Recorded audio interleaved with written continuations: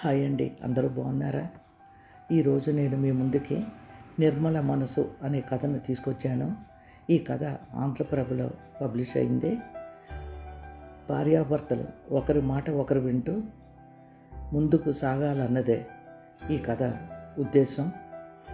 వాళ్ళిద్దరి మధ్య ఎటువంటి అరమరికలు ఉండకూడదు, ఒకరి మాట ఒకరు వినాలి, అప్పుడే జీవితం బాగుంటుందని నిర్మల మనసు కథ వింటే తెలుస్తుంది.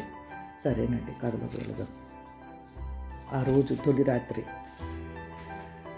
నిర్మల కోసం ఎదురు చూడసాగాడు ప్రసాద్. అప్పటికే తలుపు తోసుకుంటూ లోపలికి అడుగుపెట్టింది నిర్మల పాల గ్లాస్తో. వెంటనే తలుపు పైన గడియ పెట్టినట్టు శబ్దం అయ్యింది. బిరుకుగా అటు ఇటు చూస్తుంది నిర్మల.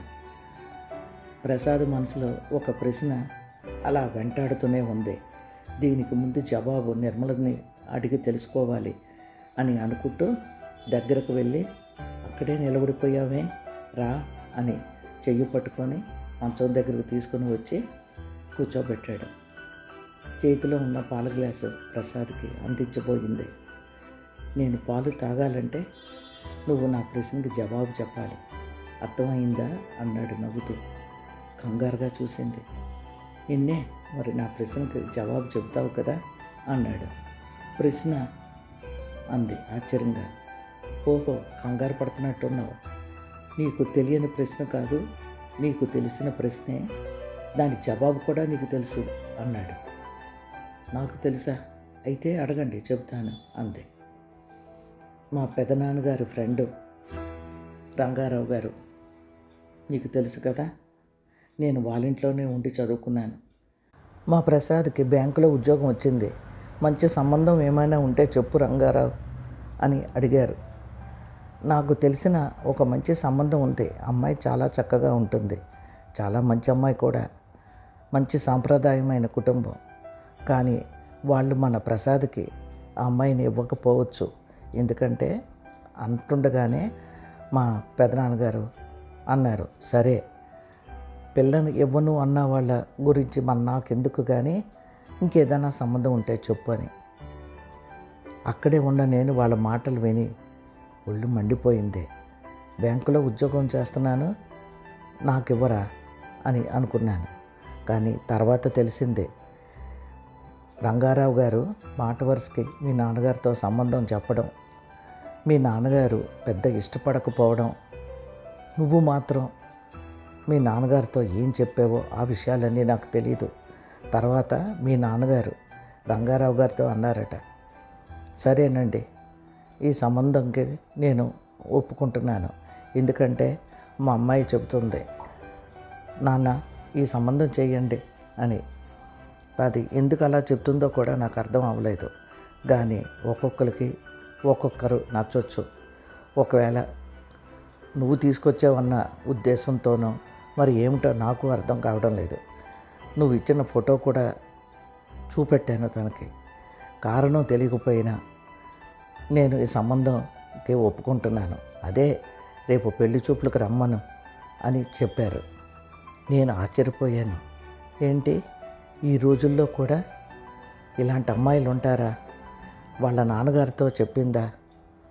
చాలా ఆశ్చర్యం అనిపించింది. ఎందుకు నన్ను చేసుకోవాలని అనుకుంది? నేను పెద్ద అందగాడిని కాదు, సుమారుగా ఉంటాను. అంతేకాదు బ్యాంకులో ఉద్యోగం చేస్తున్నాను, మేనేజర్ని కూడా కాదు.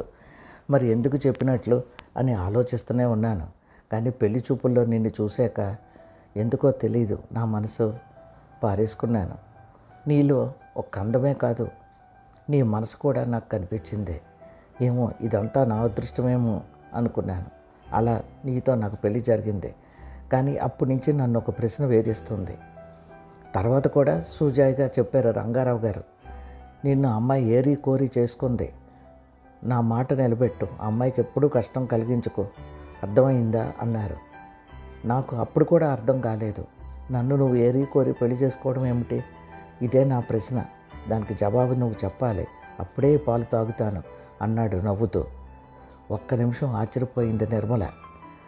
నెమ్మదిగా అంది, ఇన్ని చెప్పిన ఆయన మరి ఇంకేమీ చెప్పలేదా అంది. ఎవరు అన్నాడు. ఇంకెవరు? రంగారావు గారు. నాకు తెలియకే కదా నిన్ను అడుగుతున్నాను. ప్లీజ్ చెప్పవు అన్నాడు. నాన్నగారితో రంగారావు గారు చెబుతుంటే విన్నాను. రాముడు మంచి బాలుడిలా మీ గురించి వర్ణించి చెప్పారు. మీరు మంచి మనిషి అని, మంచి మనసు అని, ఒక్క ఉద్యోగ విషయంలో తప్ప తక్కిన విషయాల్లో అబ్బాయి చాలా గొప్పవాడని, నిర్మల తప్పకుండా సుఖపడుతుందని నాన్నగారితో చెప్తుంటే విన్నాను. అప్పుడే నేను ఒక నిర్ణయానికి వచ్చేసాను. మిమ్మల్ని పెళ్లి చేసుకోవాలని అంది చిన్నగా నవ్వుతూ నిర్మల. ఒక్క నిమిషం ఆశ్చర్యపోయాడు ప్రసాద్. అంతేనా? ఇంకే కారణం లేదా? ప్లీజ్, ఏదో ఉండే ఉంటుంది. లేకపోతే పెద్ద పెద్ద సంబంధాలు వదులుకొని నన్ను ఒప్పుకోవడానికి కారణం ఏదో ఉంటుంది. చెప్పు నిర్మల అన్నాడు. ఏం చెప్పమంటారు? సరే, నేను ఇప్పుడేమీ చెప్పలేను, సమయం వచ్చినప్పుడు చెప్తాను అన్నది నవ్వుతూ. సరే, ఇంకా నేను ఇబ్బంది పెట్టను. నాకు నువ్వు ఎంతో నచ్చావు. ఎందుకంటే నీకన్నా నీ మనసు కనబడుతుంది. నేను నిన్ను ఎప్పటికీ కష్టపెట్టను. నా ప్రాణం కింద చూసుకుంటాను, సరేనా అన్నాడు. నవ్వుతూ గువ్వల ప్రసాద్ గుండె మీద ఒదిగిపోయింది నిర్మల. కాలం దొర్లుతుంది. తండ్రికి ఉత్తరం రాసింది. నాన్నగారు, మేము క్షేమంగా ఉన్నాం. చాలా రోజులయ్యింది నా పెళ్ళయ్యి. మీరు ఒకసారి వచ్చి మా కాపురం చూస్తారని అనుకుంటున్నాను. నాన్నగారు, ఒక్కటి గుర్తు పెట్టుకోండి. మీరు ఎన్నో ప్రయాసలు కోర్చైనా, పెద్ద హోదాలో ఉన్న సంబంధం చేయాలనుకున్న, బ్యాంకులో ఉద్యోగం చేస్తున్న ప్రసాద్ని నేను వివాహం చేసుకుంటానని పట్టుబట్టి చేసుకున్నందుకు నిజంగా ఇప్పుడు గర్విస్తున్నాను. మీ ఫ్రెండ్ రంగారావు గారు మీ అల్లుడి గారి గురించి చెప్పింది 100కి 100 పాళ్ళు నిజం. ఆయన చాలా మంచి మనిషి. ఒక్కసారి రండి నాన్నగారు, మా కాపురం చూసి వెళ్తురు. కానీ అమ్మను అడిగినట్లే చెప్పండి. వీలైతే అమ్మను కూడా తీసుకురండి. ఇట్లు మీ అమ్మాయి నిర్మల అని రాసి ఒకసారి చదువుకొని చూసి పోస్ట్ చేయడానికని పని మనిషి కోసం చూసింది. అమ్మగారు, పని అయిపోయినది, నేను వెళ్ళనా అమ్మ అంది. ఇదిగో ఈ ఉత్తరం కాస్త పోస్ట్ బాక్స్లో వెయ్యి. అన్నట్లు ఏమిటి విశేషం? ఈరోజు త్వరగా పని ముగించేశాం అంది. ఈరోజు 1వ తారీఖు కదమ్మా, బేరాలు బాగా ఉంటాయమ్మా. ఎప్పుడు నడిచి వెళ్ళేవాళ్ళు రిక్షా బండి ఎక్కుతారు, రిక్షా ఎక్కేవాళ్ళు ఆటో ఎక్కుతారమ్మా అంది. నవ్వుతూ అంది నిర్మల. ఆటో ఎక్కేవాళ్ళు ట్యాక్సీ ఎక్కుతారు, కానీ మధ్యలో ఇవన్నీ ఎందుకు చెప్తున్నావు నాకు అంది. మా ఆయన ఆటో నడుపుతాడు కదమ్మా, ఈ ఏళ బేరాలు బాగా తగులుతాయి. సాయంకాలం ఇంటికి వస్తూ తలలోకి పూలు, పిల్లాడికి మిఠాయిలు, సెకండ్ ఆటకి కొత్త సినిమాకి టికెట్లు తెస్తాడమ్మా అంది సంతోషంగా. అయితే మీ ఆయన చాలా మంచివాడన్నమాట. సరే, ఈ ఉత్తరం మాత్రం పోస్ట్లో వేయడం మర్చిపోకంది. వెళుతున్న తావులోనే కదమ్మా, ఉత్తరం వేసి ఇంటికి పోతాను అంది. అప్పటికే ప్రసాద్ గబగబా లోపలికి వచ్చాడు. నిర్మల, ఏం చేస్తున్నావు? అమ్మా రెడీ అవ్వు, సినిమాకి టికెట్లు తెచ్చాను అన్నాడు. బాగుందండి మీ కంగారు, పంపులు అంటుకుపోతున్నట్లు సినిమాకి అడవాడు చేస్తున్నారేమిటి అంది. నిర్మల, నేను ఎప్పటి నుంచో ఒక విషయం అడగాలనుకుంటున్నాను. రంగారావు గారు నీ గురించి అంతా చెప్పారు, కానీ కొన్ని విషయాలు చెప్పడం మర్చిపోయారేమో అన్నాడు నవ్వుతూ. నా గురించా? ఏముంది చెప్పడానికి? ముందో నువ్వే చెప్పాలి. ప్రతి ఆడపిల్ల కాబోయే భర్త పెద్ద హోదాలో ఉండాలని, హీరోలా ఉండాలని, ముచ్చట్లు అచ్చట్లు బాగా తీర్చాలని ఏవేవో కోరుకుంటారంట కదా. మీ వాళ్ళు చూస్తున్న సంబంధాలు కాదని ఏరి కోరి బ్యాంకులో ఉద్యోగం చేస్తున్న నన్ను పెళ్లి చేసుకున్నాను. అంతేకాదు, నన్ను ఏనాడు ఇది కావాలి అది కావాలని అడగో. చివరికి సినిమా కూడా నేనే టికెట్లు తెస్తే హడావుడి ఏమిటని అంటున్నావు. అసలు నీ మనసు ఏమిటో నాకు ఎంతకీ అర్థం కావడం లేదు అన్నాడు. సరేలేండి, మీరు హీరోలా కనిపించి మీ సంబంధం ఒప్పుకున్నానని అనుకుంటున్నారేమో అని కంగారు పడ్డాను అంది ఏడిపించాలన్నట్లు. అయితే బలమైన కారణం ఏదో ఉండాలి. చెప్పు, నేను హీరోని కాదంటున్నాను కదా అన్నాడు. చిన్నగా నవ్వు అంది. నా కళ్ళకు మీరే హీరో అండి అంది. అయితే కారణం ఏం లేదంటావా? సరే, నువ్వు తయారవుతూ కారణం చెప్తే సంతోషిస్తాను. ఏదో ఉండాలి, ఇప్పటికే నాకు అనిపిస్తుంది నిర్మల అన్నాడు. చెప్తానండి. సుందరి జీవితం చూశాకే నాకు అర్థమైంది. సుందరెవరు అన్నాడు. సుందరి అని ఒక్క నిమిషం ఆగి ప్లీజ్ అండి, నాకు అవన్నీ గుర్తు చేయకండి, ఇప్పుడు నేనేమీ చెప్పలేను అంది. సరేలే, టైం అవుతుంది, త్వరగా బయలుదేరు, వంట అది చేయకు, హోటల్లో భోంచేద్దాం అన్నాడు. బాగుందండి మీ హడావుడి, వంట అయిపోయింది, అయినా మీకు పెద్దగా సినిమాలు ఇష్టం ఉండవు అన్నారు కదా, నా కోసం సినిమాలు అలవాటు చేసుకుంటున్నారా ఏమిటి అంది. ఆశ్చర్యంగా చూశాడు. ఏంటి నిర్మల, నీకోసమే అలవాటు చేసుకుంటున్నాను, ఎందుకంటే నాకెందుకో సినిమాలంటే పెద్ద ఇంట్రెస్ట్ ఉండదు, నిన్ను కనీసం సినిమాకైనా తీసుకెళ్ళకపోతే ఎలా చెప్పు అన్నాడు. ఇది మరీ బాగుందండి, లేనిపోని అలవాట్లు ఇతరుల కోసం ఎప్పుడూ అలవాటు చేసుకోకూడదు అంది. ఏమిటి నిర్మల నువ్వు అంటున్నది అన్నాడు ఆశ్చర్యంగా. అవునండి, ఈ అలవాటులే ఒక్కొక్కసారి మనుషుల జీవితాలనే తారుమారు చేస్తాయి అంది. ఏమిటి నిర్మల సడన్గా అదోలా అయిపోయావు? ఏం లేదు, ఉంటండి కాఫీ తెస్తాను, కాఫీ తాగాక వెళ్దాం సినిమాకి అంది. ఒక్కసారి నిర్మల వైపు చూశాడు. లేదు, ఏదో ఉంది, తనతో చెప్పడం లేదు, తన్ని ఇబ్బంది పెట్టకూడదు, తను చెప్పినప్పుడే తను వినాలి అని నిర్ణయానికి వచ్చాడు ప్రసాద్. పనిలోకి వస్తూ చేతిలో పూలు పట్టుకొని వచ్చింది రంగమ్మ. అమ్మా, పూలు ఉన్నాయి, పెట్టుకోండి అమ్మా అంది. నాకు నువ్వు పువ్వులు తేవడం ఏమిటి కొండమ్మా అంది ఆశ్చర్యంగా. చాలా తెచ్చాడమ్మా మా ఆయన, తల నిండా పెట్టుకున్నాను అంది. అన్ని పూలు కొనుక్కోవడం దేనికి కొండమ్మా అంతే. ఏం చెప్పమంటారమ్మా, మా ఆయన తన కడుపుకి ఒంటికి అయితే చూసుకొని ఖర్చు చేస్తాడమ్మా, నా కోసం అయితే వెనక ముందు చూడమ్మా అంది. నవ్వుతూ అంది నిర్మల. నువ్వు చాలా అదృష్టవంతురాలివి కొండమ్మా, సత్యం చెప్పారమ్మా, నాను కట్టబడితే అస్సలు చూడలేడమ్మా, 4 ఇల్లు చేసేదాన్ని బలవంతంగా మానిపించాడు, ఈ ఇల్లు పక్కింటి అమ్మగారి ఇల్లు మానలేక చేస్తున్నానమ్మా. పక్కింట్లో ఒక ఆమె బాబు కనబడుతుంటారు, ఎప్పటికప్పుడు వెళ్ళి కలుసుకుందాం అనుకున్నాను కానీ వెళ్ళలేదు అంది నిర్మల. తమరు వెళ్ళినా అమ్మగారు బాధ చూడలేరమ్మా, అయ్యగారు పరమ కిరాతకుడు, తప్ప తాగి ఆ ఇల్లాల్ని గొడ్డును కొట్టినట్లు కొడతాడమ్మా. అమ్మగారికి పుట్టింటి ఆసరా లేదమ్మా, ఉన్న అన్నదమ్ములు పరమ దుర్మార్గులటమ్మా, చావలేక ఆవిడ ఆ పసిబిడ్డ కోసం మూడులా బతుకుతుందమ్మా అంది బాధగా. కొండమ్మ, ఎదురింటి ఆవిడే కాదు, చాలామంది స్త్రీలు వ్యసనపరుల భర్తల చేతుల్లో ఇలాగే బతుకుతున్నారు, అర్ధాంతరంగా చనిపోతున్నారు కూడా. బాధగా కళ్ళు మూసుకుంది నిర్మల.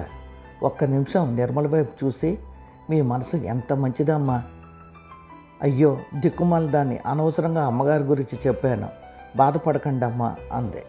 రాత్రి 10 గంటలు అయ్యింది. సోఫాలో కూర్చున్న నిర్మల ఉండుండి కిటికీ దగ్గరికి వెళ్ళి వీధిలోకి చూసి వచ్చి సోఫాలో కూర్చొని వాచి వైపు చూడసాగింది. ఇంచుమించు టైం 11 గంటలకు కావస్తుంది. వీధిలో స్కూటర్ ఆగిన చప్పుడు వినబడి గబాలన నిర్మల తలుపు తీసి ఎదురుగుండా దృశ్యాన్ని చూసి ఆశ్చర్యపోయింది. ప్రసాద్ మొత్తుగా కళ్ళు మూసి తూలుతూ ఉన్నాడు. ప్రసాద్ను పట్టుకొని ఒక మనిషి ఉన్నాడు. నిర్మల కంగారుగా చూసి అంది, ఏంటండి, ఏం జరిగింది ఈయనకి అంది. నేను ప్రసాద్ గారి ఫ్రెండ్నండి, మీరు ఏం కంగారు పడకండి, మా ఆఫీసర్ గారు ట్రాన్స్ఫర్ అయిన సందర్భంగా పార్టీ ఇచ్చారు, అలవాటు లేని ప్రసాద్ కొంచెం తాగేటప్పటికి ఇలా అయిపోయాడు అన్నాడు భయపడుతూ. రాంబాబు, అలవాటు లేని మనిషికి అని చెప్తున్నారు, బలవంతంగా తాగించారా అంది కోపంగా. ఏం మాట్లాడాలో తెలియనట్లు రాంబాబు తలదించుకున్నాడు. మీరే చెప్పారు అలవాటు లేని మనిషికి అని, ఇదేమైనా టానిక్కా లేకపోతే ఇదేమైనా మంచి అలవాట, అలవాటు లేని వాళ్ళు కూడా అలవాటు చేయడం అంది బాధగా. మొత్తుగా రాంబాబు వైపు చూసి, మా ఆవిడ మనసు చాలా మంచిదే, నన్ను ఒక్కసారి ఇలా చూసేటప్పటికి ఆవిడకి బాధ అనిపించి ఇలా అంటుంది, ప్లీజ్ నువ్వేమీ అనుకోవద్దు, నువ్వు వెళ్ళు అన్నాడు. అయోమయంగా నలువైపులా చూసి భయంగా గుండె చేతితో పట్టుకుంది. నిర్మల చేతిలో పెళ్లి కార్డుతో నిర్మలకిస్తూ నవ్వుతూ మాట్లాడుతున్న సుందరి రూపం కనబడింది. బాధగా కళ్ళు మూసుకుంది. తెల్లవారింది. డైనింగ్ టేబుల్ దగ్గర కూర్చుందన్న మాటే కానీ బాధగా శూన్యంలోకి చూడసాగింది. అంతలో కొండమ్మ వచ్చింది. ఇంత ఆలస్యంగా వచ్చావేం కొండమ్మ అంది. ఏం చెప్పమంటారమ్మా, సెకండ్ ఆటకి మా ఆయన తీసుకెళ్ళాడు, కాస్త పొద్దెక్కినాక పనిలోకి వచ్చినాను, తీరా పక్కటి అమ్మగారింటికి పనికి వెళ్తే ఏటి చెప్పమంటారా మా అమ్మ బాధ చూడలేకపోతున్నానంది. కంగారుగా అంది, ఏమైంది కొండమ్మా? ఏం చెప్పమంటారమ్మా, దిక్కుమాలినోడు ముప్పొద్దులా తాగి ఇల్లు గొల్ల చేశాడు. సాలక పేకాట కూడా మొదలుపెట్టాడటమ్మా. పేకాట? అవునమ్మా, ఇక చూసుకోండమ్మా. పేకాట ఆడడానికి పోరంబోకోలు అందరినీ ఇంటికి తెచ్చాడు. అమ్మని హింసించి వాళ్ళందరికీ టీలు కాఫీలు అన్నీ ఇప్పిస్తున్నాడు దిక్కుమాలినోడు అంది. నిర్మల ఆశ్చర్యంగా బాధగా చూసింది. డైనింగ్ టేబుల్ దగ్గరకు వచ్చి ఆ మాటలు విని తప్పు చేసిన వాడిలా తలదించుకొని, నిర్మల కాఫీ ఇస్తావా అన్నాడు. ఇస్తానండి. విన్నారుగా పక్కింటి అతని గురించి. ఒక్కటి గుర్తు పెట్టుకోండి, మంచి అలవాట్లున్న వ్యక్తి జీవితం ఎప్పుడూ సంతోషంగా ఉన్నత స్థానంలో ఉంటుంది. అదే చెడు అలవాట్లు ఉన్న వ్యక్తి జీవితం అధం పాతాళానికి వెళ్తుంది అంది బాధగా. ఏమిటి నిర్మల, ఒక్కసారి మా మేనేజర్ గారి కోసం సరదాగా తాగినందుకు నువ్వు ఎంతలా బాధపడిపోతున్నావేటి? నేను ఆ అలవాటుకి బానిస అవుతానని అనుకుంటున్నావా అన్నాడు. ఏమన్నారు? సరదా? బాగుందండి, చాలా బాగుంది. ఒక్కరోజు తాగిన వ్యసనం కింద మార్చే శక్తి ఆ తాగుడికి ఉంది. ఆ తాగుడు వలన మన దేశంలో ఎంతోమంది స్త్రీలు రోడ్డును పడుతున్నారు, ప్రాణాలు పోగొట్టుకుంటున్నారు, అర్ధాంతరంగా చచ్చిపోతున్నారు. దీని అంతటికీ కారణం తాగుడు కాదంటారా? సరదా అంటారేమిటి? అది సరదా కాదండి, జీవితాలను నాశనం చేసే మహమ్మారి అంతే. కొంచెం కోపంగానే, ఏమిటో నువ్వు మరీ అంత సెన్సిటివ్? కాలేజీలో మద్యపాన నిషేధం మీద మాట్లాడి ప్రైజులు సంపాదించి ఉంటావు అన్నాడు నవ్వుతూ.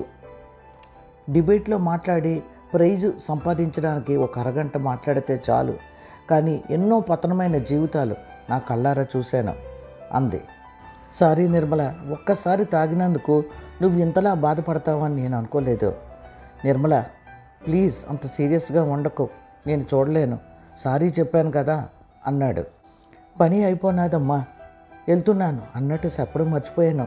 నిన్న సెకండ్ హార్ట్కి వెళ్ళిన సినిమా జలమ జలముల బంధం ఎంత బాగుందోనమ్మా. అయ్యగారు మీరు ఈరోజు వెళ్ళండమ్మా, సినిమా చాలా బాగుంది అని అంటూ వెళ్ళిపోయింది. చూసావా నిర్మల, జన్మ జన్మల బంధం చాలా బాగుందని చెప్పింది కొండమ్మ.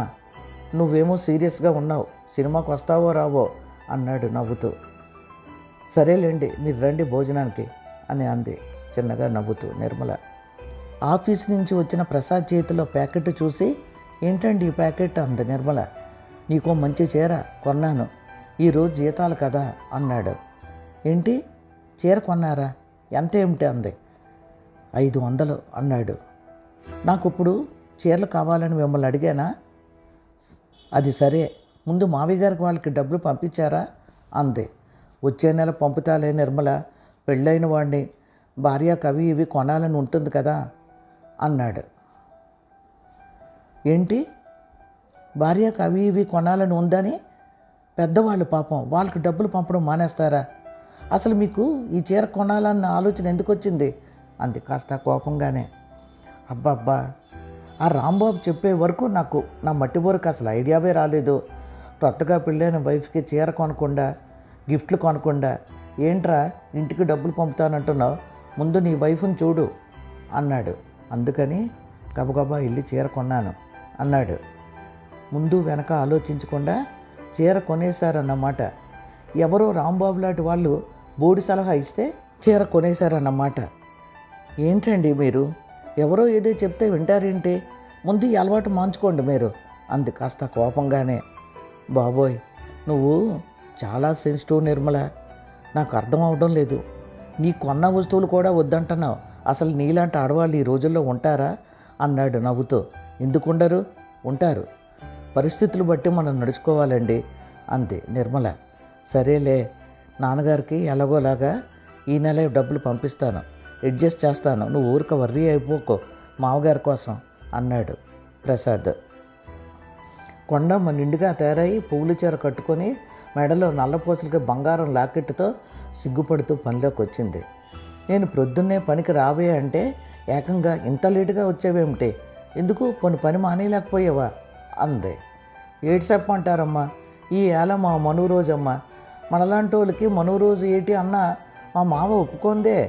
ఈ చీర అన్న ఎత్తు బంగారం అమ్మూరు బొమ్మది కొని తెచ్చి ఇచ్చాడమ్మా. మ్యారేజ్ రేస్ వేసుకున్నామమ్మా అంది నవ్వుతూ. నీ పని బాగుంది కొండమ్మ, సినిమాలు చీరలు. చూడు మీ అమ్మగారు నన్ను ఏవీ చేయనివ్వరు అన్నాడు కంప్లైంట్ ఇస్తున్నట్టు చూస్తూ. నీ పెళ్లి రోజా? ముందే చెప్పలేకపోయావా? నేను ఏదైనా గిఫ్ట్ నీకు కొనేదాన్ని. సరేలే, వెళ్ళి పని చూసుకో అంది నిర్మల. రోజులు దొలుతున్నాయి క్యాలెండర్లో.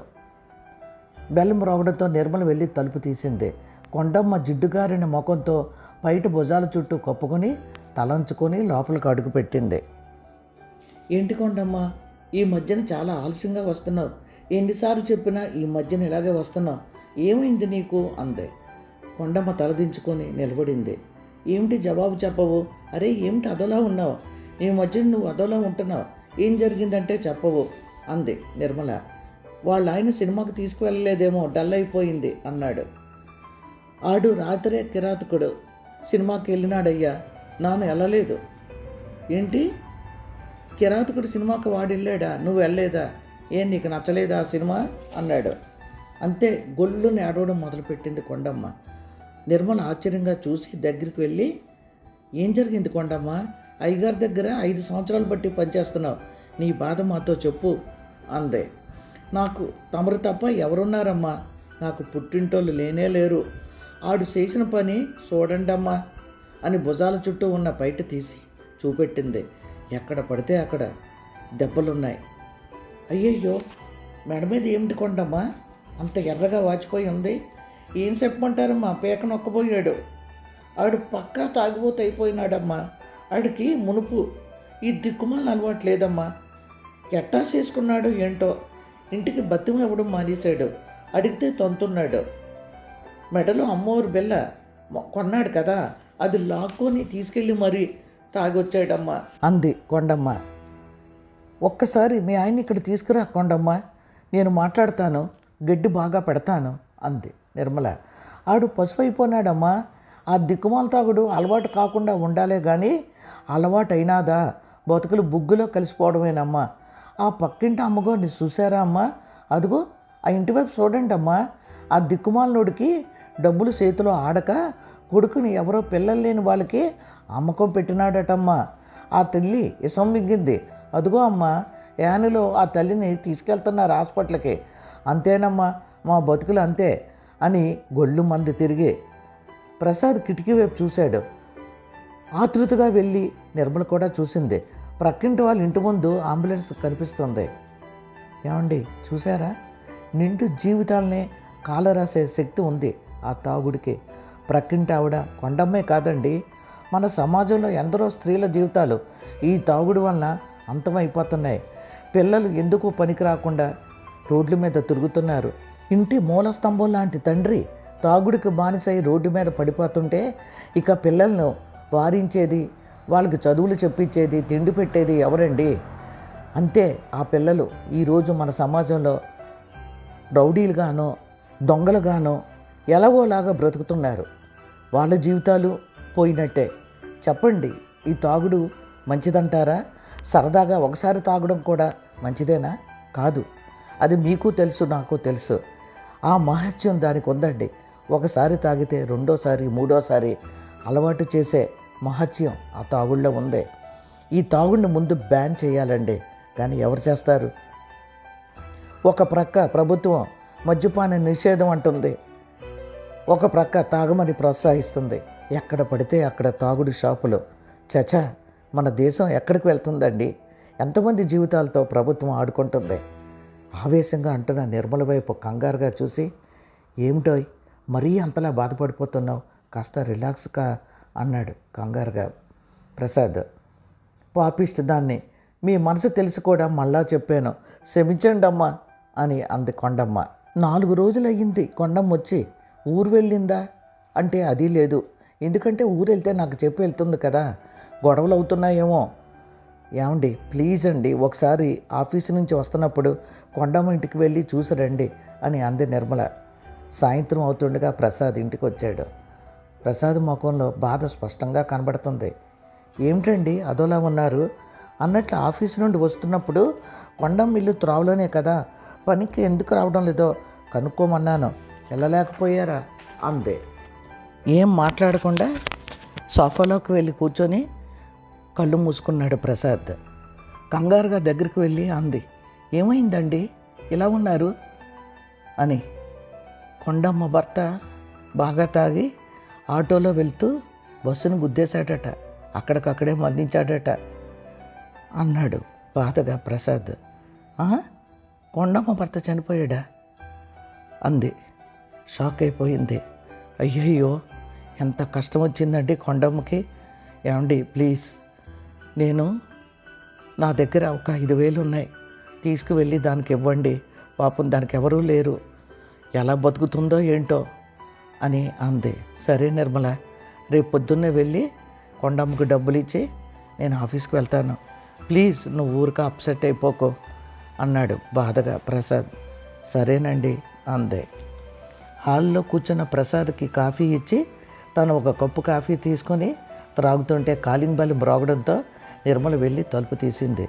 ఎదురుగుండా బొట్టు కాటుక లేకుండా బోసిపోయిన మెడతో తెల్ల చీర కట్టుకున్న కొండమ్మని చూసి బాధగా అంది.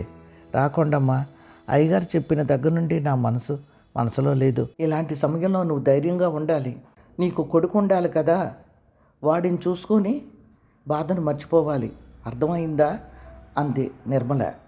నాకేమమ్మా, నేను బాగానే ఉన్నాను, జీవం ఉన్నా లేని కట్టెనే, ఒక్కగానొక్క కొడుకని గారం చేసి ఈ యాల నడి సముద్రంలో మమ్మల్ని ముంచి ఆడెళ్ళిపోయినాడమ్మా అని కళ్ళ నీళ్లు తుడుచుకోసాగింది. నువ్వేం బెంగ పెట్టుకోకుండమ్మా, అయ్యగారు నీకేదో స్కూల్లో ఆయా ఉద్యోగం ఇప్పిస్తానన్నారు, ఆ స్కూల్ వాళ్ళు తెలుసంట, ఇక నీ కొడుకు అంటావా, మాకు చేతనైన సహాయం చేస్తాం, నువ్వు ధైర్యంగా ఉండు అందే. అమ్మగారు, నాను ఏం చేశానని నా మీద ఇంత దయ తమరికి, నాను బతికినంత కాలం మిమ్మల్నే నమ్ముకొని బతుకుతానమ్మా అంతే. నిర్మల కళ్ళల్లో సంతోషంగా వెడ్డింగ్ కార్డు ఇస్తున్న సుందరి రూపం, తర్వాత బాధపడుతూ కళావిహీనమైన సుందర రూపం కళ్ళల్లో కనబడి బాధగా కళ్ళు మూసుకుంది. కళ్ళ నుంచి కన్నీరు ఏకదాటిగా కారసాగింది. నిర్మల, ఏంటి, ఎందుకు అలా ఉన్నావు, ప్లీజ్ నిర్మల నాతో చెప్పు అన్నాడు. ఏం లేదండి, ప్లీజ్ నన్ను వదిలేయండి అని గబగబా లేచి గదిలోకి వెళ్ళిపోయింది నిర్మల. సంతోషంగా ఇంటికి వచ్చిన భర్తను చూసి ఆశ్చర్యపోయి, ఏంటండి పెద్ద అట్టపెట్టి తీసుకొచ్చారు, ఏంటి సంగతి, ఏంటిది అని అడిగింది ఆశ్చర్యంగా. Very very good news Nirmala, ఏదో టెస్ట్ రాసానే కానీ పాస్ అయిపోతాను, ప్రమోషన్ వస్తుందని అనుకోలేదు అంది. ఏంటి రిజల్ట్ వచ్చేసిందా? వచ్చేసింది, నాకు ప్రమోషన్ వచ్చింది అన్నాడు సంతోషంగా. కంగ్రాచ్యులేషన్స్ అండి అంది నవ్వుతూ. థ్యాంక్స్ నిర్మల అన్నాడు సంతోషంగా.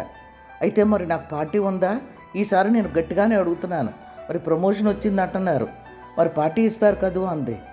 ఆశ్చర్యపోయి దగ్గరికి వచ్చి, అంతకన్నానా, నువ్వు పార్టీ అడిగితే నేను ఇవ్వకుండా ఉంటానా అన్నాడు. ఈ అట్టపెట్టి ఏమిటో చెప్పారు కాదు అంది నిర్మల. ఏం చెప్పమంటావు నిర్మల, నాకు అసిస్టెంట్ మేనేజర్ ఉద్యోగం వచ్చిందని మా బ్యాంక్ వాళ్ళంతా నన్ను పీక్కు తింటున్నారు, నువ్వు పార్టీ ఇచ్చి తీరవలసిందే, ఈరోజు అసిస్టెంట్ మేనేజర్ అయ్యావు, రేపు మేనేజర్ అవుతావు, పార్టీ ఇవ్వకపోతే ఊరుకుంటామా అంటున్నారు.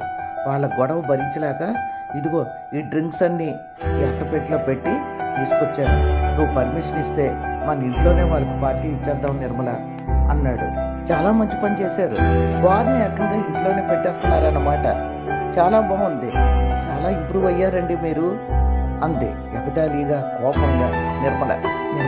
ట్రై టు అండర్స్టాండ్ మీ, వాళ్ళు బతకనివ్వడం లేదు నన్ను పార్టీ ఇవ్వమని అన్నాడు తిరిగి ప్రసాద్. గుడ్, బాగుందండి, అసిస్టెంట్ మేనేజర్ ప్రమోషన్ వస్తేనే బార్ని ఇంట్లో పెట్టారు, ఇక మేనేజర్ అయితే ఎక్కడ పెడతారో పార్టీ అంది కోపంగా. నిర్మల అన్నాడు బాధగా. మీరు ఆ రోజు తాగి ఇంటికి వచ్చిన రోజే నా జీవితంలో మొదటి ఆఖరి రోజని సరిపెట్టుకున్నాను అన్నాడు బాధగా. ఏమిటి నిర్మల అంతలా బాధపడిపోతున్నావు, నీ ప్రవర్తన చూస్తుంటే నాకు చాలా ఆశ్చర్యంగా ఉంది అన్నాడు. అవునండి, నా ప్రవర్తన ఆశ్చర్యంగానే ఉంటుంది అంది కోపంగా. సరేలే నిర్మల, ఈ ఒక్కసారికి క్షమించే, నన్ను పార్టీ ఇవ్వనివ్వు ప్లీజ్ అన్నాడు. లేదండి, నేను క్షమించలేను, మీరు ఆ వ్యసనానికి బానిస అవుతున్నారని తెలిసి కొందరు స్త్రీల నెత్తి నోరు బాదుకోవడమో లేక భవిష్యత్తును ఆ తాగుబోతు భర్త చేతిలో వదిలి నిర్లిప్తంగా బ్రతకడమో చేయలేను. పాపం సుందరి భర్తను అదుపులో పెట్టుకోలేక జీవితాన్ని ఆ తాగుబోతు భర్తకి ఆహుతి చేసింది. ఇప్పుడు సుందరి సుందరి అని చెప్తావు కానీ అసలు ఆ సుందరి ఎవరో ఏం జరిగిందో ఎప్పుడూ చెప్పవు అన్నాడు ప్రసాద్. చెప్తానండి, సమయం వచ్చింది చెప్తాను. సుందరి నా ప్రయాణ స్నేహితురాలు, చిన్ననాటి స్నేహితురాలు. పెద్ద హోదాలో ఉన్న ఇంజనీర్తో వాళ్ళ నాన్నగారు కొత్తగానో ఇల్లు అమ్మి మరీ పెళ్లి చేశారు. మా అమ్మ నాన్న మా అన్నయ్య కోరిక ఒకటే, నా జీవితం ఎంతో గొప్పగా సాగాలని, నేను హై పొజిషన్లో ఉండాలని. గొంతు జీరపోవడంతో మాట్లాడలేక మౌనం వహించింది నిర్మల. అసలు ఆవిడకి ఏమైంది నిర్మల అన్నాడు కంగారుగా ప్రసాద్. సుందరి బొంబాయి నగరం గురించి, అక్కడ మనుషుల గురించి, వాళ్ళ ఆయన కబుర్లు ఏం రాసిందో అని సంతోషంగా ఉత్తరం చదివి నేను నిలువున నీరైపోయాను. పోసగుచ్చినట్లు అక్కడ సంఘటనలన్నీ రాసిందే. అరే అదోలా ఉన్నారు, ఇంత ఆలస్యంగా ఇంటికి వచ్చారు ఏమిటండి, ఒంట్లో బాగుండలేదా అని సుందరి భర్త మోహన్ అడిగింది. నాకేం బ్రహ్మాండంగా ఉన్నాను అన్నాడు. ఏంటండి మీ దగ్గర వాసన వస్తుంది, కొంపతీసి తాగారా అందే. కొంప ముంచకుండానే తాగాను అన్నట్లు నీకు తెలియదు కదూ, ఇది లేకుండా నేను ఉండలేను అన్నాడు మోహన్. ఏంటి మీరు అంటున్నది, నిజంగా చెప్తున్నారా అంది కంగారుగా. ఏది చెయ్యి, ఇదిగో ప్రమాణం చేసి చెప్తున్నాను. బాక్సులో 10,000 ఉంది, బీరువాలో పెట్టు. ఒరే డేవిడ్, మందు సామాగ్రి తీసుకురా అన్నాడు. గబగబా డేవిడ్ వెళ్ళి మందుకు కావలసినవన్నీ అక్కడ తెచ్చి పెట్టాడు. రోజు చెప్పాలేమిట్రా, ఏమైనా స్నాక్స్ తీసుకురా అన్నాడు కోపంగా. సుందరి ఆశ్చర్యంగా అందే. మీరు రోజు తాగుతారా అందే. ఏంటి 8వ వింతలా ఆశ్చర్యపోతున్నావు, ఈ అలవాటు చాలా ఆలస్యంగా అయినందుకు బాధపడుతున్నాను. అసలు ఈ అలవాటు లేకపోతే అవతల పార్టీ వాళ్ళ దగ్గర నుండి మనీ లాగడం కష్టం అన్నాడు. ఎందుకండి మనకి అడ్డదారిని వచ్చే డబ్బు, మీకు ఈ అలవాటు ఉన్నట్టు తెలిస్తే అసలు మా వాళ్ళు పెళ్లి చేసేవారే కాదు అన్నాడు. ఇప్పుడు తెలిస్తే ఏమైనా చచ్చిపోతారా అన్నాడు కోపంగా. ఏంటండి మీరు ఇలా మంచి చెడు లేకుండా మాట్లాడుతున్నారు, మీరు ఇలాంటి మాట్లాడతారని నేను కల్లో కూడా ఊహించలేదు అంది బాధగా. అంతలో డేవిడ్ ఐస్ క్యూబులు, సోడా, విస్కీ బాటిల్స్ పట్టుకొని వచ్చాడు. వాటితో పాటు ఏవో స్నాక్స్ కూడా తెచ్చాడు. అయ్యగారికి మొదటి నుంచి తాగే అలవాటు ఉందా డేవిడ్ అంది బాధగా. మొదటి నుంచి లేదమ్మా, ఈ మధ్యనే బాగా తాగుతున్నారు అని నెమ్మదిగా అన్నాడు. సుందరి ఆశ్చర్యపోయింది. దొల్లుతున్నాయి, తప్ప తాగి ఇంటికి వస్తున్నాడు మోహన్. అసలు సుందరి ఉన్న సంగతి కూడా మర్చిపోయి తన లోకంలో తను ఉంటున్నాడు. సోఫాలో సుందరి వెనక్కి చేరబడి కళ్ళు మూసుకొని ఉంది. కళ్ళ నుంచి కన్నీళ్లు ఏకదాటిగా కారుతున్నాయి. అమ్మ 2 రోజులైంది మీరు అన్నం తినండి అమ్మా, ఇలా అయితే మీ ఆరోగ్యం దెబ్బతింటుంది అన్నాడు డేవిడ్. మీ అయ్యగారు చేసిన పనికి నా కడుపు నిండిపోయింది డేవిడ్, నన్ను ఇలా వదిలే ప్లీజ్ అంతే. మౌనంగా అక్కడి నుంచి వెళ్ళిపోయాడు డేవిడ్. 2 రోజులు అయ్యింది. మోహన్ ఇంటికి రాకపోవడంతో చాలా కంగారు పడింది సుందరి. 2-3 సార్లు ఫోన్ చేసింది, స్విచ్ ఆఫ్ అని వచ్చింది. ఏం జరిగిందో తెలియక కంగారుగా హాల్లోనే కూర్చొని ఉంది. ఇంటికి వచ్చిన భర్తను చూసి ఆశ్చర్యంగా, ఏమండి ఏంటి అలా ఉన్నారు, ఏమైంది, మీరు రాక నేను చాలా కంగారు పడ్డాను, ఏమైపోయారో అని భయపడ్డానండి అంది. నేను చిన్నపిల్లాడిని అనుకుంటున్నావా మాయమైపోవడానికి అన్నాడు కోపంగా. బాగుందండి, భర్త గురించి భార్యకి కాకపోతే ఇంకెవరికండి కావాలి, ఏమండి మిమ్మల్ని బ్రతిమలో అడుకుంటున్నాను, నా కోసమైనా మీరు తాగుడు మానేయండి ప్లీజ్ అంది వేడుకోలుగా. నోరు మొయ్యి, బ్రతిమలాడితే మానేస్తాను అనుకుంటున్నావా అన్నాడు కోపంగా. ఇన్ని రోజులు నోరు మూసుకొని ఉన్నానండి, కానీ ఇప్పుడు నా జీవితం అదం పాతాళానికి వెళ్ళిపోతుందని తెలిసి కూడా ఎలా ఊరుకోమంటారు చెప్పండి మీరే అంది బాధగా. అయితే ఏం చేస్తానంటావు అన్నాడు. ఇంకో మాట నువ్వు మాట్లాడేవో నేను ఊరుకోను, అర్థమైందా అన్నాడు మీదకు వస్తూ. ఏంటండి అంత కోపంగా ఉన్నారు, నన్ను చంపేస్తారా, పోనీ ఆ పని చేయండి, నాకే బాధ ఉండదు. మీరు రాలేదని ఎక్కడున్నారో తెలియక ఆఫీస్కి ఫోన్ చేస్తే మీరు ఆఫీస్కి రాలేదని చెప్పారు అంది. ఏమే ఆఫీస్కి ఫోన్ చేసి నా గురించి ఎంక్వైరీ చేస్తున్నావా, పిచ్చి పిచ్చి వేషాలు వేస్తే రంజని దగ్గరే ఉండిపోతాను జార్త అన్నాడు కోపంగా. రంజనీయ? చాచా, కట్టుకున్న భార్య ఉండగా ఎవరితో బజారు దాని గురించి నా దగ్గర మాట్లాడుతున్నారా? మీకు ఇలాంటి గుణం కూడా ఉందా? ఏదో తాగుతున్నారనుకున్నాను. చిచి, మీ వ్యక్తిత్వం ఇంత దిగజారిపోయిందా అంది. అంతే ఫడేలు అని ఒక్కటి సుందరి చెంప మీద కొట్టాడు. షాక్ అయిపోయింది. ఆ మాటలు చెప్తూ గొల్లు నీడ్చేసింది Nirmala. Nirmala, control yourself. ఇంత బాధని గుండెల్లో మోస్తున్నావా? అసలు ఈ విషయాలన్నీ నీకు ఎలా తెలిసాయి అన్నాడు బాధగా ప్రసాద్. అంత బాధ నా గుండెల్లో ఉంది కాబట్టే మీరు మొదటిసారి తాగినప్పుడు సరదాగా అన్నప్పుడు నన్ను నేను కంట్రోల్ చేసుకోలేకపోయాను. అందుకే అంత వర్రీ అయిపోయాను. ప్లీజ్ అండి, అర్థం చేసుకోండి నన్ను అంది. నువ్వు సుందరి అంటుంటే నాకు అర్థం అవ్వలేదు, కానీ ఇప్పుడు అర్థమవుతుంది. ఇంతకీ సుందరి ఇప్పుడు ఎలా ఉంది? బాగానే ఉందా అన్నాడు ప్రసాద్. సుందరి బ్రతికుంటే నేనెందుకండి ఇంత బాధపడతాను? ఆ దుర్మార్గుడు కాంట్రాక్టర్ల దగ్గర లంచం తీసుకుంటూ పట్టుబడ్డాడు. ఉద్యోగం సస్పెండ్ చేశారు. తర్వాత వాడు మరీ మృగం అయిపోయాడు. సుందర్ని నానా రకాలుగా బాధ పెట్టేవాడు. ప్రతి విషయం పోసుగుచ్చినట్లు నాకు రాసేది. నన్నేమో ఎవరికీ చెప్పొద్దని ఒట్టు వేయించుకునేది. మోహన్ని మార్చుకోవడానికి సాయశక్తిలా ప్రయత్నిస్తాను, తప్పక మారుతాడని ఉంది. నువ్వు నా గురించి వర్రీ అవ్వకు అని నాకు నచ్చ చెప్తూ ఉత్తరం రాసేది. ఏం చేయాలో తెలియక నాలో నేను కుమిలిపోయేదాన్ని. తర్వాత వాడికి చేతిలో డబ్బులు లేక సుందర నగలన్నీ తీసి అమ్ముకొని మరీ తాగేవాడు. తర్వాత ఏదో ఒక పని చేసైనా తిరిగి డబ్బు సంపాదించాలన్న ధ్యేయం పెట్టుకున్నాడట. అంతే, కాంట్రాక్టర్ని కలిసి ఏమైనా వర్క్స్ ఇప్పించమని అడిగేవాడంట. ఈ దుర్మార్గుడికి ఎవరో పెద్ద కాంట్రాక్టర్ దొరికాడు. వాడికి ఇంత అంతా కాదు, బ్లాక్ మనీ ఉంది. వాడికి లేని అలవాట్లంటూ లేవట.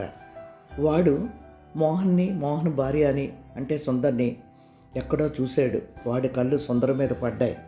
వీడు వీక్ పాయింట్ని వాడు క్యాష్ చేసుకోవాలనుకున్నాడు. నీకు కావలసినంత క్యాపిటల్ నేను పెడతాను, వర్క్ ఇప్పిస్తాను, కానీ నాకు భార్య లేదు, చనిపోయింది. నీ భార్యని కొద్ది రోజులు నాకు మోజు తీరే వరకు పంపిస్తే నేను నీకు డబ్బు హెల్ప్ చేస్తాను అన్నాడట. ఈ విషయాలన్నీ నాకు ముందు చెప్పలేదు, లాస్ట్ ఉత్తరంలో రాసింది. సుందరికి విషయాలన్నీ ఏమీ తెలియదు. మామూలుగానే భర్తను అడిగింది, మన ఊరు వెళ్ళిపోదామండి, పని చేసుకుందామండి అని. కాదు, నాకు ఇక్కడ ఒక కాంట్రాక్టర్ దొరికాడు, డబ్బు క్యాపిటల్ పెడతానంటున్నాడు, వర్క్ స్టార్ట్ చేయమంటున్నాడు, నీ సహాయం కావాలని అసలు విషయం బయట పెట్టాడంట. కోపంతో ఆవేశంతో ఊగిపోయి కాంట్రించి మోహన్ ముఖం మీద పోసిందట. అంతే, అప్పుడే వాడి చేతుల్లో చచ్చిపోవలసిందే, కానీ బ్రతికి బట్ట కట్టింది. తర్వాత సుందర్ని చాలా వేధించాడంట. ఆ కాంట్రాక్టర్ దగ్గర 4 రోజులు వాడు మోజు తీరే వరకు ఉండమని, 4 రోజులు కళ్ళు మూసుకుంటే నీ మొగుడు ఎప్పట్లా కోటీశ్వరుడైపోతాడు, వాడికి కావలసినంత డబ్బు ఉంది, వెనక ముందు ఎవరూ లేరు అని బ్రతిమలాడడం మొదలుపెట్టాడంట. ఆ నిమిషంలోనే చచ్చిపోవాలని నిర్ణయానికి వచ్చింది. కానీ ప్రాణ స్నేహితురాల్ని తన బాధలు కష్టాలు నాతో చెప్పుకున్నందుకో మరి ఎందుకో తెలీదు, నాకు ఉత్తరం రాయడం కోసమే కొద్దిసేపు బ్రతికుంది. ఆ ఉత్తరంలో తన బాధలు, తన కన్నీళ్ళు అన్నీ పోసగుచ్చినట్లు రాసింది. నేను చనిపోతున్నాను, కానీ చనిపోయే ముందు ఒక్క మాట, ఎప్పుడు పెళ్లి చేసుకునే ముందు అందంగా ఉండాలి భర్త, కోట్ల ఆస్తి ఉండాలి, లక్షల ఆస్తి ఉండాలి, హీరోలా ఉండాలి, ఇవన్నీ చూడకూడదని అర్థమైంది. 100 ఏళ్ల జీవితం గడపడానికి, ఆ వ్యక్తితో సుఖ సంతోషాలతో ఉండడానికి భర్త అనేవాడు ఎటువంటి వ్యసనాలు లేకుండా మంచివాడైతే చాలు. ఆ మంచితనంతో ఎలాగైనా జీవితాన్ని సాగించవచ్చని అర్థమైంది. మరి ఉంటాను నిర్మల అని ఉత్తరం ముగించింది. ఆ ఉత్తరం తలంచుకొని గొల్లుని ఏడవసాగింది నిర్మల. కబాలన దగ్గరకు వెళ్ళి కౌగిలించుకొని గట్టిగా పెనవేసుకుపోయాడు. ప్రసాద్ కళ్ళల్లోంచి కన్నీళ్లు ఏకదాటిగా కారుతున్నాయి. గబాలన తలెత్తి ప్రసాద్ వైపు చూసింది. ప్రసాద్ కళ్ళల్లోంచి నీళ్లు అలా కారుతూనే ఉన్నాయి. నిర్మల, నేను అడిగిన ప్రశ్నకి నువ్వు జవాబు సమయం వచ్చినప్పుడు చెబుతాను అన్నావు, కానీ నాకు ఇప్పుడు క్లియర్గా అర్థమైపోయింది. నిర్మలమైన నీ మనసులో ఇంత బాధ దాచుకొని ఎలా తిరగగలుగుతున్నావు? నీకు ఇప్పుడే నేను ప్రామిస్ చేస్తున్నాను, ఒక్క నిమిషం ఆగు అని గబగబా హాల్లోకి వెళ్ళి అట్టపెట్టెతో తెచ్చిన డ్రింక్స్ అన్నీ తీసుకువెళ్ళి రోడ్డు మీదకి విసిరేశాడు. షాక్ అయిపోయి చూస్తుంది నిర్మల. గర్భాలను వచ్చి దగ్గరికి తీసుకొని, ఈ రోజు నుండి నేను తాగుడే కాదు ఎటువంటి వ్యసనాల జోలికి వెళ్ళను. ఒట్టు వేయమంటావా? నీకన్నా నాకు ఎవరు ప్రపంచంలో లేరు. ఒట్టు నిర్మల, నువ్వు మామూలుగా ఉండాలి, నువ్వు సంతోషంగా ఉండాలి, ఇంకా ఎటువంటివి మనసులో పెట్టుకోకు, సరేనా అన్నాడు. గబాలను వెళ్ళి ప్రసాద్ గుండె మీద వాలిపోయింది నిర్మల. విన్నారుగా నిర్మల మనసు కథ. మీకు నచ్చిందనే అనుకుంటాను. నచ్చితే తప్పకుండా లైక్ చేయండి, షేర్ చేయండి, కామెంట్ చేయండి, సబ్స్క్రైబ్ చేయండి, బెల్ ప్రెస్ చేయండి.